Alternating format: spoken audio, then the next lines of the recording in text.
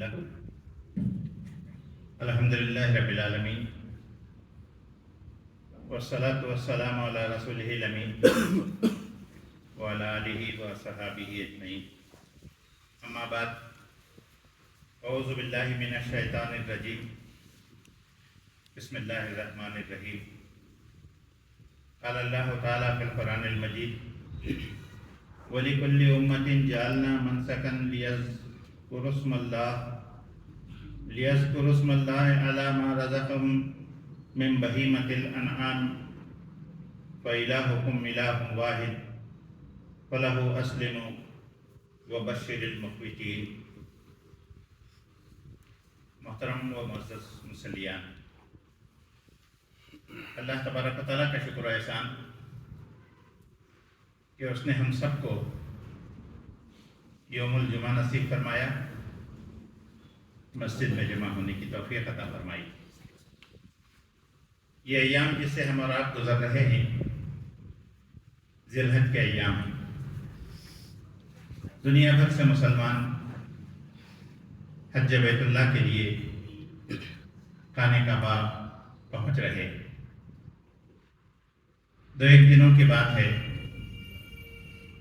حج کے ایام کا آغاز ہوگا تو سارے مسلمان حج ادا کریں گے۔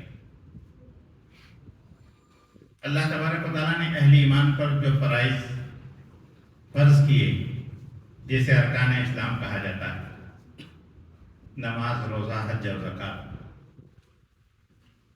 یہ چوتھا فریضہ ہے جو اہل ایمان پر فرض قرار دیا گیا۔ کیا حج ہر مسلمان پر فرض ہے؟ نہیں، حج مالداروں پر فرض ہے۔ خانہ کعبہ کے اطراف میں رہنے والا ہر مسلمان تو اسے ادا کر سکتا ہے، لیکن وہاں سے دور رہنے والوں کے لیے لاکھوں روپے جمع کر کے خرچ کرنے کی طاقت رکھے بغیر حج نہیں کر سکتے۔ حج وہ عبادت ہے جو مالداروں پر فرض ہے، جیسے زکوٰۃ اگرچہ اسلام کا فریضہ ہے، لیکن زکوٰۃ ادا کرنے کے لیے مالدار کا ہونا یا صاحب نصاب کا ہونا ضروری ہے۔ ایسے ہی حج بھی ایک ایسی عبادت ہے جو مالداروں پر فرض ہے۔ اللہ تبارک و تعالیٰ نے قرآن مجید میں دیا، جو حج کی استطاعت رکھتے ہیں وہ لازماً حج کو آئیں گے، اور جو استطاعت کے رکھتے ہوئے بھی حج کو نہیں آتے، وہ چاہے انکار کریں، کفر کریں، اللہ کو ایسے لوگوں کی کوئی ضرورت نہیں۔ اسی لیے جن لوگوں پر حج فرض ہو جاتا ہے، جن کے پاس اتنا مال جمع ہو جاتا ہے کہ حج کے سفر کے اخراجات برداشت کر سکتے ہیں، تو انہیں لازماً اولین فرصت میں حج سے فارغ ہو جانا چاہیے۔ نہیں معلوم دولت رہے گی یا نہیں، صحت رہے گی یا نہیں، زندگی باقی رہے گی یا نہیں، حالات پرامن رہیں گے یا نہیں، کوئی چیز یقین کے ساتھ نہیں کہی جا سکتی۔ اس لیے جب بھی انسان کے پاس اتنا مال جمع ہو جائے کہ وہ حج کے سفر کے اخراجات کو برداشت کر سکتا ہے، اسے حج کر لینا چاہیے۔ آج کے لحاظ سے سرکاری کوٹے پر بھی جاتے ہیں تو تقریباً 4 لاکھ روپے زائد کا خرچ آتا ہے، اور اگر پرائیویٹ سے جاتے ہیں تو 6 لاکھ روپے سے زیادہ کا خرچ اس کے اوپر آتا ہے۔ ہمارے ایک دوست تھے، انہوں نے حج کے لیے اپلائی کیا، سروس میں تھے، ریٹائر ہوئے، فنڈ آیا، حج کے لیے اپلائی کیا، ان کا نام نہیں اٹھا۔ دوسرے سال پھر انہوں نے اپلائی کیا، دوسرے سال بھی نہیں اٹھا، پھر تیسرے سال ان کا انتقال ہو گیا۔ مال موجود تھا، اپلائی بھی انہوں نے کر دیا تھا، لیکن ملکی قانون کی وجہ سے اجازت نہ ملے تو حج پہ نہیں جا سکتے تھے، تو وہ حج کے فریضے سے محروم اس دنیا سے چلے گئے۔ ان کی نیت کے لحاظ سے ان کو حج کا ثواب مل گیا، ان سے پوچھ نہیں ہوگی، لیکن جو لوگ اس طرح کے بغیر کسی عذر کے اس سے بچتے ہیں، انہیں سوچنا چاہیے کہ انہوں نے کیا گارنٹی اللہ تعالیٰ کے پاس لی ہے کہ وہ حج کے فریضے سے بچے ہوئے۔ حج ایک ایسی عبادت ہے جو ساری عبادتوں کی جامع ہے۔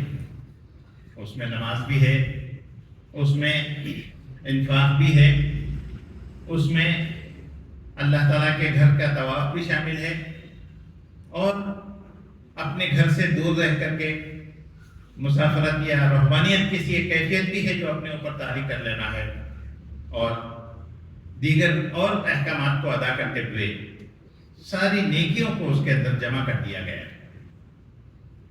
حج کے ایام میں عموماً حج کا جب تصور آتا ہے تو ہمارا خیال یہ ہوتا ہے کہ خانہ کعبہ، لیکن حج کے ایام ایسے ہیں کہ جو لوگ حج کے لیے جاتے ہیں وہ 7 تاریخ کو خانہ کعبہ سے نکل جاتے ہیں۔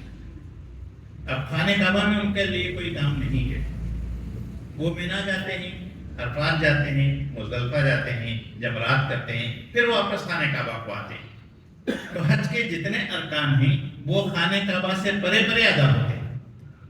اس پوری کیفیت پر آدمی غور کر کے دیکھے تو ایک مجاہدانہ عمل ہے جو اہل ایمان سے کروایا جاتا ہے۔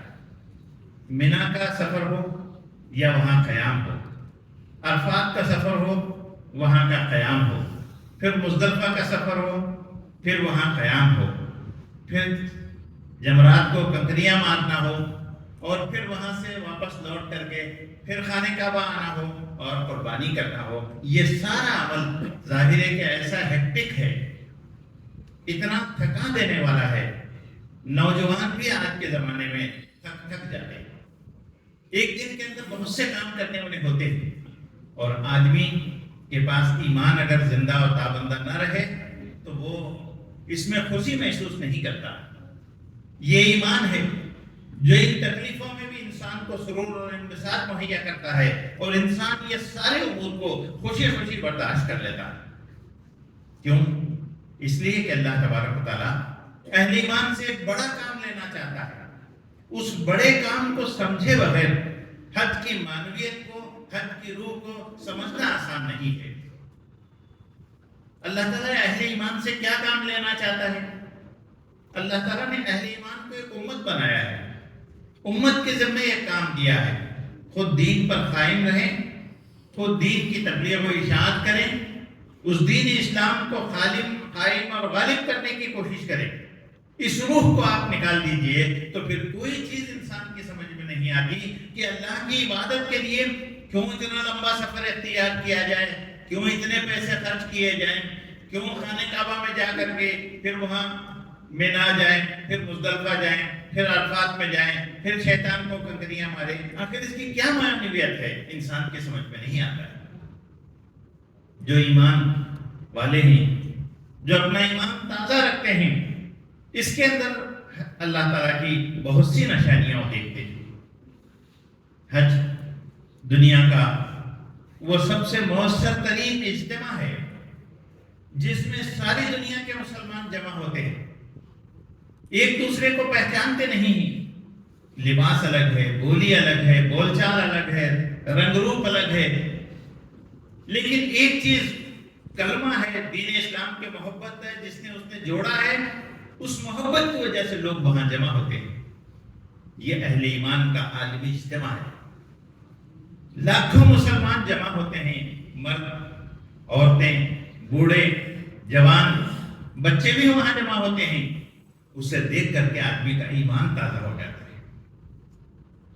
اسلام اور مسلمانوں کے خلاف جو سازشیں ہو رہی ہیں، دشمنی کے لیے جو ہتھ کنڈے استعمال کیے جا رہے ہیں، اس سب کو ایک طرف آپ رکھیے، پھر دوسری طرف مسلمانوں کے اندر یہ اس ایمانی جذبے کو آپ ملاحظہ کیجئے کہ اہل ایمان اتنی بڑی تعداد کے اندر اللہ کا نام لے کر کے زندگی گزارنے والے موجود ہیں، اور اس پر فخر کرنے کے لیے تیار ہیں کہ ہم اللہ کے دین کے لیے اپنا سب کچھ خرچ کر کے یہاں جمع ہوں گے۔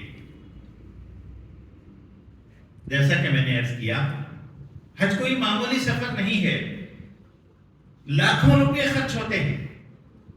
ہمارے کچھ رشتہ دار وہاں سعودی عرب میں رہتے ہیں، میں نے ان سے پوچھا کہ آپ کو حج کرنے کے لیے کتنا خرچ آتا ہے، تو انہوں نے بتایا کہ وہاں رہنے والوں کو بھی، میری بیٹی داماد جدہ میں رہتے ہیں، انہوں نے ہمارے ساتھ حج کیا تھا، تو اس وقت ان کے اوپر بھی 2.5 لاکھ روپے خرچ آئے۔ سعودی عرب میں مکہ سے بہت قریب رہنے والوں کے لیے بھی لاکھوں روپیہ خرچ کیے بغیر حج کا فریضہ ادا کرنا آسان نہیں ہے. تو یہ ایسی عبادت ہے جس میں بہت بڑے اخراجات ہیں. وہ مال جسے انسان چاہتا ہے، جس کو حاصل کرنے کے لیے آدمی دیوانہ ہو جاتا ہے، جس کے لیے حلال و حرام کی تمیز اٹھا کر کے رکھ دیتا ہے، اس مال کو خوشی خوشی اللہ کے راستے میں خرچ کرنے کے لیے تیار ہو جاتا ہے. قرآن انسانوں کی تصویر کھینچتے ہوئے کہا ہے نا، الہاکم التکاثر حتی زرتم المقابر. کثرت مال کی خواہش انسان کو غفلت میں ڈال دیتی ہے اور خبر میں جانے سے پہلے اسے ہوش نہیں آتا. لیکن اہل ایمان ہی اس محبت سے اونچے اٹھ کر کے اللہ کے راستے میں اپنی کمائی کا، اپنی جمع شدہ پونجی کا ایک بڑا حصہ اس میں خرچ کرنے کے لیے تیار ہو جاتے ہیں. اللہ کی محبت ہے جو اس خرچ پر آمادہ کرتی ہے. اللہ کی محبت ہے جو سفر کی صعوبتیں برداشت کرنے پر آمادہ کرتی ہے. اللہ کی محبت ہے جو وہاں پہنچنے والی تکالیف کو برداشت کرنے کے لیے آمادہ کرتی ہے. اللہ کی محبت اگر نہ ہو تو آدمی ان میں سے کوئی چیز کرنے کے لیے تیار نہیں ہوتا. یہ محبت انسانوں سے وہ کام کرواتی ہے جس کے لیے اللہ تعالیٰ نے مسلمانوں کو ایک امت بنایا ہے.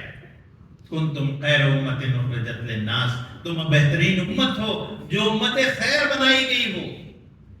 تمہارا کام خیر پر قائم رہنا ہے، خیر کی طرف دنیا والوں کو بلانا ہے اور اس نظام خیر کو یہاں قائم کرنے کی کوشش کرنی ہے. یہ وہ فریضہ ہے جیسے اللہ کے رسول صلی اللہ علیہ وسلم نے انجام دیا.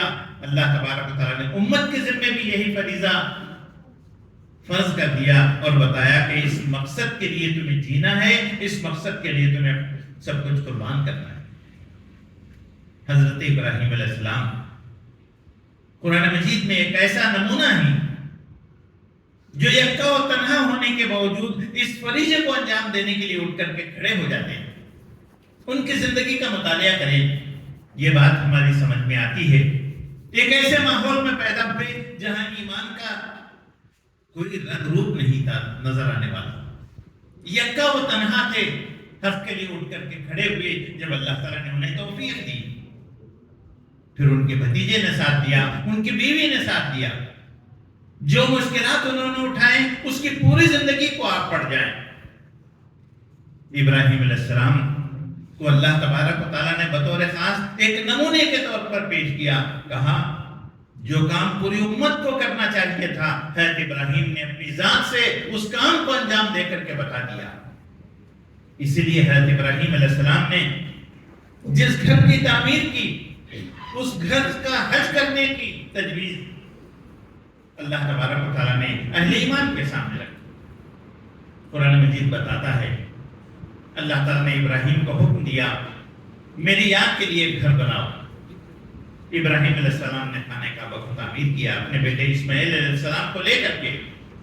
اللہ تعالیٰ نے کہا کہ تم اعلان عام کر دو، اذان دے دو. حضرت ابراہیم علیہ السلام نے اعلان کر دیا، اذان دے دی. وہ دن اور آج کا دن پوری دنیا کے مسلمان لبیک اللہم لک لبیک لبیک لا شریک لک لبیک کہتے ہوئے حج بیت اللہ کو ادا کرنے کے لیے اپنے اپنے مقامات سے چل پڑتے. ایک ہی ترانہ سب کی زبانوں پر ہوتا ہے، وہ لبیک اللہم لک لبیک کا ہے. ایسا محسوس ہوتا ہے کہ ابراہیم علیہ السلام کی وہ آواز ہمیں سنائی دے رہی ہے، ہم اس کا جواب دے رہے ہیں. اس حج کو ادا کرنے کے لیے ہم وہاں پہنچتے. خانہ کعبہ بنا، مکہ بسا، پھر آج وہاں سینکڑوں ہزاروں کی آبادی وہاں پائی جاتی ہے. آج بھی جانے والے جا کر کے دیکھ سکتے ہیں. ان ساری ترقیوں کے باوجود مکہ کوئی ایسا شہر نہیں ہے جہاں کسی کا بسنے کو دل چاہے. ایک پہاڑوں کا سلسلہ ہے، اس کے دامن میں خانہ کعبہ بنا ہوا ہے. بہت اونچی اونچی پہاڑیں ہیں، آپ سب اٹھا کر کے دیکھیں تو آپ کی ٹوپی گر جائے. وہاں پہنچنے کا کوئی آسان ذریعہ، کوئی راستہ نہیں ہے. اس ترقی یافتہ دور میں بھی وہاں پہنچنے کے لیے پہاڑوں کو سرنگیں کھود کر کے وہاں جانے کے لیے راستہ بنایا گیا تو لوگ پہنچ پاتے ہیں، ورنہ عام دنوں میں کسی کا پہنچنا وہاں ممکن نہیں ہوتا. کوئی ہریالی نہیں ہے، کھیتی باڑی کا کوئی سامان نہیں ہے. لخ و دخ صحرا کے اندر پتھریلی زمینوں پر قرآن مجید نے اس مکہ کو بکہ کے لفظ سے یاد کیا ہے. بکہ کا مطلب پہاڑیوں کے دامن میں بسنے والی جگہ ہے. اللہ تعالیٰ نے وہاں اپنے گھر کی تعمیر کروائی اور اسے آباد کر کے بتایا اللہ جسے چاہتا ہے آباد کر سکتا ہے اور جسے چاہتا ہے برباد کر سکتا ہے. حضرت ابراہیم علیہ السلام نے اس کی تعمیر کی اپنے بیٹے اسماعیل علیہ السلام کو لے کر کے. اس وقت سے لے کر آج تک عبادات کا سلسلہ جاری ہے اور انشاءاللہ یہ قیامت تک جاری رہے گا. وہاں جانے والے اور ارکان کے ساتھ قربانی بھی ادا کرتے ہیں. قربانی کے تعلق سے عموماً یہ مشہور ہے یہ حضرت ابراہیم علیہ السلام کی سنت ہے. یقیناً یہ ابراہیم علیہ السلام کی سنت ہے. میں نے آپ کے سامنے جو آیتیں پڑھی ہیں سورہ حج کی، اس میں اللہ تبارک و تعالیٰ فرماتا ہے ہم نے ہر امت کے لیے قربانی کا ایک طریقہ مقرر کیا. صرف حضرت ابراہیم علیہ السلام کی امت پر یہ فرض نہیں رہا ہے، یہ بطور عبادت کا ان کے زندگی کا حصہ نہیں رہا ہے، بلکہ پچھلی امتوں پر بھی فرض رہا ہے. ہم قرآن مجید کا مطالعہ کریں تو ہم دیکھتے ہیں حضرت آدم کے بیٹے حابیل اور قابیل کا ذکر ہے. ان دونوں نے قربانیاں کی تھیں. ایک کے قربانی قبول ہوئی، دوسرے کے قربانی قبول نہیں ہوئی. اس نے دشمنی میں اپنے ایک بھائی کا قتل کر دیا. تو گویا قربانی اسلامی تعلیمات کا حصہ اول روز سے رہی ہے. ساری امتوں پر یہ فرض رہی ہے. نماز ساری امتوں پر فرض ہے، روزہ ساری امتوں پر فرض ہے، زکوٰۃ ساری امتوں پر فرض ہے، اور قربانی بھی ساری امتوں پر فرض رہی ہے. آدمی خدا کو چھوڑ کر کے جسے جسے خدا بنا سکتا ہے اس میں ہر چیز کی قربانی دینے کے لیے اللہ تعالیٰ نے اہل ایمان کو حکم دیا. جانوروں کو سب سے زیادہ خدا کی نشانی قرار دے کر کے اس کی پوجا و پرستش کرنے کا رواج ہمارے ملک ہی کے اندر نہیں ہے. قوم بنی اسرائیل اسی فتنے کے اندر مبتلا تھی، بچڑے کے بت بنا کر کے پوجتی تھی. اس سے پہلے دور میں بھی رہا ہے، اسی لیے کہا کہ تم اسے قربان کرو اپنے ہاتھوں کے ذریعے سے. تو قربانی ایک عبادت ہے جسے اہل ایمان کو ادا کرنی چاہیے. حضور نبی کریم صلی اللہ علیہ وسلم نے فرمایا قربانی کے ایام میں 10، 11 اور 12 اس میں اس سے بڑی کوئی نیکی نہیں ہے کہ آدمی اللہ کے راستے میں جانوروں کو قربان کرے. جانوروں کو قربان کرنا بہت بڑی نیکی ہے. حضور صلی اللہ علیہ وسلم نے فرمایا جو استطاعت رکھنے کے باوجود قربانی نہیں کرتا وہ ہماری عیدگاہ میں تشریف نہ لائے. یہ تاکید کی گئی ہے. استطاعت سے مراد کیا ہے؟ علماء کرام نے اس کی تشریح کی اور بتایا ہے استطاعت سے مراد آدمی صاحب نصاب کے بقدر مال رکھتا، لیکن وہاں زکوٰۃ کا ذکر نہیں ہے. وہ زکوٰۃ کا نصاب تو زکوٰۃ ادا کرنے کے لیے ہے. یہاں استطاعت سے مراد دوسرے علماء بتاتے ہیں کہ یہاں قربانی دینے کی استطاعت ہے. آدمی جو قربانی کے اخراجات برداشت کر سکتا ہے اسے قربانی دینی چاہیے. چھوٹا جانور ہو تو 10، 12، 15 ہزار، بڑے جانور میں حصہ لیتا ہے تو ایک حصہ 3000، 4000، 2000، 2500، 1500. جو اتنی استطاعت رکھتا ہے اسے قربانی کرنی چاہیے. کیا قربانی ہر مسلمان کو کرنی چاہیے؟ علماء کرام کہتے ہیں کہ ہاں ہر مسلمان کو کرنی چاہیے. دوسرے علماء کی رائے یہ ہے کہ گھر کا ایک ذمہ دار اگر قربانی کر دیتا ہے پورے گھر والوں کی طرف سے قربانی ادا ہو جائے گی. اور اس کا اجر و ثواب یہ بتایا کہ جانور کے جسم پر جتنے بال ہوتے ہیں اتنے گناہ اللہ تبارک و تعالیٰ اہل ایمان کے معاف کرتے رہتے ہیں. اس سے بڑی سعادت اور کیا ہوگی؟ آدمی اپنے اعمال کا جائزہ لے کر کے دیکھیں چھوٹے بڑے کتنے گناہ ہیں جو انسان صبح شام کرتا رہتا ہے، اس کا نامہ اعمال بھرا رہتا ہے. اللہ کے راستے میں قربانی دے کر کے ان گناہوں کو معافی کا موقع ملتا ہے. آدمی اس نیکی سے کیوں چوک جاتا ہے؟ یہ ایسا موقع ہے جسے اہل ایمان کو لپک کر کے حاصل کر لینی چاہیے. یہ قربانی اہل ایمان پر فرض ہے یہ قربانی اہل ایمان پر واجب ہے، یہ اہل ایمان پر سنت موقدہ ہے، یہ قربانی سنت ہے، یہ قربانی مستحب ہے، یہ سارے اقوال علماء کرام کے ہمیں ملتے ہیں۔ لیکن قربانی ہر امت کے لیے عبادت کا ایک طریقہ رہی ہے، اس میں کوئی اختلاف نہیں ہے۔ تو اللہ کے راستے میں قربانی کرنے کے لیے اہل ایمان کو شوق کرنا چاہیے، دلچسپی لینی چاہیے اور اس سے محروم نہیں رہنی چاہیے۔ قربانی کرنے کے بعد آدمی کیا کرتا ہے؟ قرآن نے کہا جن جانوروں کو تم قربان کرتے ہو اس کا گوشت تم خود کھاؤ، اس کا گوشت اپنے رشتہ داروں کو دو، اس کا گوشت اپنے غربا و مساکین کو دو۔ اللہ کے لیے قربان کرتا ہے لیکن اس کے گوشت سے انسان خود شاد کام ہوتا ہے، خود فائدہ اٹھاتا ہے، رشتہ داروں کو کھلاتا ہے، غربا مساکین کو کھلاتا ہے۔ اسلام نے اہل ایمان کو جو اخلاقی تعلیمات کا درس دیا ہے، رمضان میں روزوں کی تکمیل کے بعد اہل ایمان عید کا دوگانہ ادا کرتے ہیں، تو کہا کہ عید کا چاند دیکھ کر کے عیدگاہ جانے سے پہلے فطرہ تقسیم کرو تاکہ تمہارے معاشرے کے غریب و مسکین افراد بھی تمہارے خوشیوں میں شریک ہوں، وہ بھی تمہارے ساتھ عید منائیں۔ عید الاضحیٰ کا موقع آتا ہے تو اللہ تبارک و تعالیٰ نے کہا جن کے پاس استطاعت ہے وہ جانوروں کو قربان کریں اور قربانی کا گوشت پورے معاشرے کے اندر اپنے غربا و مساکین کو تقسیم کرو تاکہ وہ بھی عید کے دن گوشت سے، نان ویج سے محروم نہ رہیں، بلکہ وہ بھی اپنے گھر میں خوشی کے ساتھ گوشت پکا کر کے کھائیں۔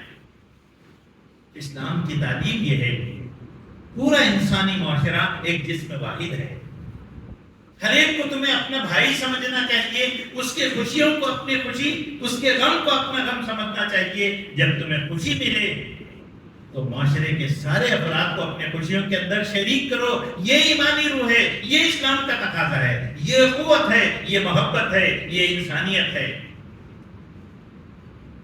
تو صلی اللہ علیہ وسلم نے فرمایا ہر امت کے لیے خوشی کا ایک طریقہ ہوتا ہے۔ اللہ تعالیٰ نے امت کے لیے دو عیدیں عطا فرمائی ہیں، ایک عید الفطر ہے، دوسری عید الاضحیٰ ہے۔ ہم عید منائیں گے معاشرے کے ہر غریب کو اپنے خوشیوں میں شریک کرنے کے لیے، ہم گوشت کو تقسیم کریں گے۔ کیا گوشت کو بچا کر کے رکھا جا سکتا ہے؟ ہاں، پہلے سکھا کر کے رکھا جاتا تھا، آج فریج میں بند کر کے رکھا جاتا ہے، اس سے منائی نہیں ہے۔ جو فریج خرید کر کے اپنے گھر میں رکھ سکتے ہیں، عید کی قربانی کا سارا گوشت تقسیم کر دیں، کیا اس کے دوسرے دن تیسرے دن گوشت منگا کر پکا کر کھا نہیں سکتے؟ پھر کیوں اسے بچا کر کے رکھا جا رہا ہے؟ اللہ کے لیے تم نے قربان کیا، اس گوشت کو میکسیمم غربا و مساکین کے اندر تقسیم کر دو تاکہ وہ بھی خوش ہو جائیں۔ قربانی ہوتی ہے تو ہم معاشرے کے اندر دیکھتے ہیں مانگنے والوں کی بھی ایک بھیڑ لگ جاتی ہے۔ یہ کس بات کا بتا دیتی ہے؟ ہمیں برا لگتا ہے، ہم ڈانٹ دیتے ہیں، لیکن ہمارے معاشرے کے وہ غریب افراد ہیں جو ہاتھ پھیلانے پر مجبور ہیں، اس گھر کو جاتے ہیں جہاں قربانی ہوتی ہے، گوشت مانگ مانگ کر لے جاتے ہیں، جیسا گوشت آپ دیتے ہیں ویسا گوشت لے جا کر کے وہ اپنے لیے اسے استعمال کا ذریعہ بناتے ہیں۔ کیا وہ ہمارے ایمانی بھائی نہیں؟ خوشی کے ساتھ دیجیے، جتنا اپنی ضرورت ہے استعمال کیجیے، ضرورت سے زائد جو کچھ ہے اسے فریج میں بند کر کے رکھنے کے بجائے، سکھا کر کے کباب بنانے کی اسکیمیں بنانے کے بجائے غربا و مساکین کے اندر تقسیم کیجیے۔ جب آپ کا دل چاہے تب آپ بازار جا کر کے پھر نیا گوشت، فریش گوشت لا کر کے آپ بنا کر کے کھائیں گے۔ یہ قربانی اللہ کے لیے کی جاتی ہے۔ اس قربانی کے تعلق سے اللہ تبارک و تعالیٰ فرماتا ہے اس کی فضیلت، اس کی اہمیت، اس کی برکتیں اپنی جگہ پر، لیکن اللہ تعالیٰ فرماتا ہے لَن يَنَالَ اللَّهُ لُحُومُهَا وَلَا دِمَاؤُهَا وَلَٰكِن يَنَالُهُ التَّقْوَىٰ مِنكُمْ۔ تم جو جانور قربان کرتے ہو، نہ اللہ کو اس کا گوشت پہنچتا ہے نہ اس کا خون پہنچتا ہے۔ اللہ کو تو تمہارے دلوں کا تقویٰ پہنچتا ہے جو اس کے ذریعے سے تمہارے اندر پیدا ہوتا ہے. قربانی کا گوشت اللہ کو مطلوب نہیں ہے. جو مطلوب ہے وہ یہ اللہ کے لیے اللہ کے حکم کی اطاعت میں جانوروں کو قربان کیا جائے, خوشی خوشی سے کیا جائے, دل کے اندر تنگی نہ محسوس کی جائے, خود استعمال کیا جائے, معاشرے کے سارے غربا مساکین کو ان خوشیوں میں شریک کیا جائے. عید الاضحیٰ آ رہی ہے, ہم جانوروں کو قربان کریں گے انشاءاللہ, گوشت کو بھی استعمال کریں گے, تقسیم بھی کریں گے. حضور صلی اللہ علیہ وسلم نے فرمایا اللہ کے نام پر جو جانور ذبح ہوتا ہے اس کا خون زمین پر گرنے سے پہلے اللہ تعالیٰ کے پاس قبول ہو جاتا ہے. آپ نے اسے کھایا نہیں کھایا, آپ نے استعمال کیا نہیں کیا, اس سے کوئی بحث نہیں ہے. لاکھوں حاجی حضرات حج کے لیے جمع ہو جاتے ہیں, لاکھوں جانور ذبح ہوتے ہیں چھوٹے بڑے. کتنے لوگ ہیں جو اس کے گوشت کو لے کر کے استعمال کر لیتے ہیں؟ گنتی کے کچھ لوگ جو مشکل اٹھا کر کے گوشت لاتے ہیں اور اپنے کمروں میں پکاتے ہیں, ورنہ بڑی اکثریت اسے ضائع کر دیتی ہے. ایک بڑی مدت تک یہ گوشت ضائع ہو جاتا تھا. پھر اللہ تعالیٰ نے انسان کو سمجھداری دی, اہل ایمان نے اس کے لیے پلاننگ کی, قربانی کے گوشت کو محفوظ کرنے کا طریقہ اختیار کیا گیا اور اسے محفوظ کر کے بند ڈبوں میں غریب و کمزور ممالک کے اندر تقسیم کر دیا جاتا ہے جہاں وہاں کے لوگ اسے استعمال کر سکیں. یہ قربانی حضرت ابراہیم علیہ السلام کی یادگار ہے, حضور نبی کریم صلی اللہ علیہ وسلم کی سنت ہے. حضور صلی اللہ علیہ وسلم کی سیرت میں آتا ہے کہ آپ جب یہ قربانی کا فریضہ عائد ہوا اس کے بعد کبھی آپ نے قربانی ترک نہیں کی. ایک موقع پر احادیث کے اندر آتا ہے کہ حضور صلی اللہ علیہ وسلم نے 63 جانور اپنے ہاتھ سے ذبح کیے. اس کے باوجود کچھ جانور بچ گئے تو حضرت علی کو بلا کر کے کہا کہ علی تم ان بقیہ جانوروں کو ذبح کر دینا. اللہ تعالیٰ نے دیے تھے, اللہ کے راستے میں سے قربان کر دیا اور معاشرے کے سارے غربا و مساکین کو اس دن اس بات کا موقع دے دیا کہ وہ جی بھر کر کے نان ویج بنا کر کے کھائیں. ایک قربانی سے قربانی ادا ہو جاتی ہے, لیکن آدمی استطاعت رکھتا ہے. یہ بہت بڑی نیکی ہے, یہ اللہ تعالیٰ کو خوش کرنے والا عمل ہے. یہ حضرت ابراہیم علیہ السلام کی سنت ہے. جانور کو قربان کرنے والے ان الفاظ کو یاد کریں. جب جانور کے گلے پر چھری پھیر رہے ہوتے ہیں آپ کی زبان پر کیا الفاظ کہے ہوتے ہیں؟ ان صلاتی و نسکی و محیای و مماتی للہ رب العالمین. اے اللہ میرا جینا اور مرنا, میری عبادات, میری مراسم و عبودیت سب کچھ تیرے لیے ہے. بطور علامت میں جانور کو ذبح کر رہا ہوں. کل اگر اللہ تعالیٰ مجھے اپنے آپ کو بھی اس کے لیے قربان ہونے کا حکم دے میں اس سے پیچھے نہیں ہٹوں گا.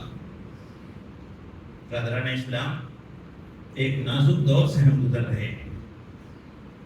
اہل ایمان کے لیے مشکلات ہیں, آزمائشیں ہیں, پریشانیاں ہیں, سختیاں ہیں. اہل ایمان کو جھنجھوڑا جا رہا ہے پوری دنیا کے اندر. ایسے موقع پر اللہ سے دعا کیجئے کہ ہمیں بڑی آزمائشیں پیش نہ آئیں, لیکن تیار رہیے کہ کوئی بڑی آزمائش آتی ہے تو اس بڑی سے بڑی قربانی کو جان دے کر کے بھی ہم اپنے ایمان کی حفاظت کریں گے, ہم اپنے دین اور اسلام کی حفاظت کریں گے, قربانی دینے سے پیچھے نہیں ہٹیں گے. عید الاضحیٰ کا موقع یہی ایمانی روح, یہی ایمانی جذبہ, یہی ایمانی کیفیت پروان چلانے کے لیے آتی ہے. نادان ہوں گے وہ لوگ جو جانوروں کو تو قربان کر دیتے ہیں لیکن اس کی روحانیت پر, اس کے سبق پر توجہ نہیں دیتے اور اسے یاد نہیں کرتے.